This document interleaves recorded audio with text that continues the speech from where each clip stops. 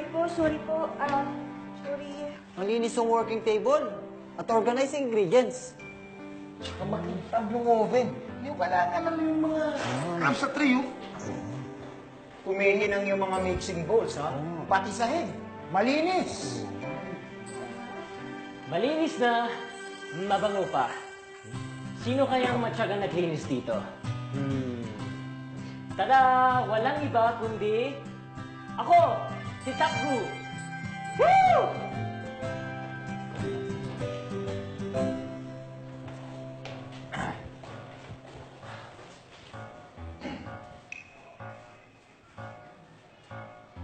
Hindi ka dapat pumasok dito. Ganyan po ba kayo magpasalamat? Grabe naman ho kayo. Wala akong panahon sa kalokohan mo.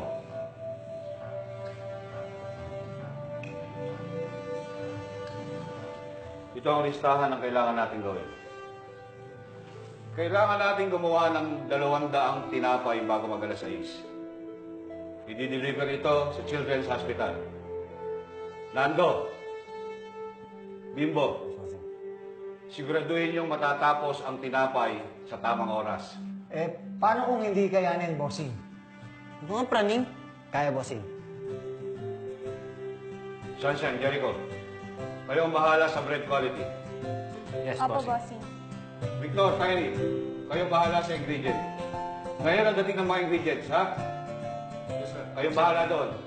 Ako po, bossing. Anong ipapagawa niya sa akin? Basta sa puso ninyo ang paggawa ng tinapay. Isipin ninyo na masisiyahan lahat ng kakain nito. At ang inyong dedikasyon at pagmamahal sa paggawa nito ang magpapasaya sa mga bata na kakain ngayong araw na ito. Maintindihan niyo? Yes, bossing. Sige, trabaho na!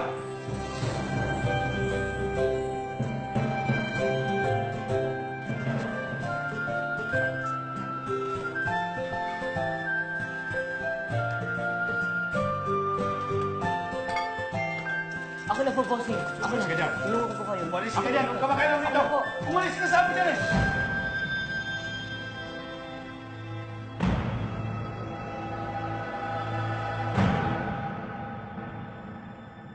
Patay kang bata ka. Ah, pasensya na po, bossing. Tulungan kita.